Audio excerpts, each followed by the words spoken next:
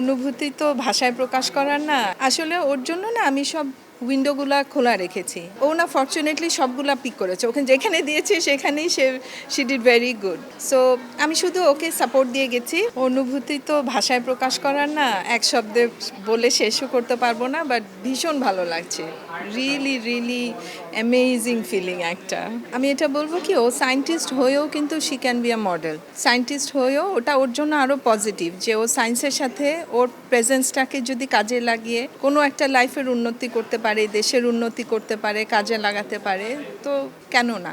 আসলে ওর জন্য না আমি সব উইন্ডোগুলা খোলা রেখেছি। আমি ওকে গানে নিয়ে গেছি, নাচে নিয়ে গেছি, আর্টে নিয়ে গেছি, স্পোর্টসে নিয়ে গেছি, কিন্তু আমি পুশ করিনি কখনো। আমি ওকে সুযোগ দিয়েছি, এর মধ্যে থেকে ও যদি কোনোটা ট্যালেন্ট থাকে বা পিক করে, বাট ও না ফরচুনেটলি সবগুলা পিক করেছে। ওখানে যেখানে দিয়েছে সেখানেই she did very good. So আমি শুধু ওকে সাপোর্ট দিয়ে গেছি, ওর জন্য সুযোগ করে দিয়েছি।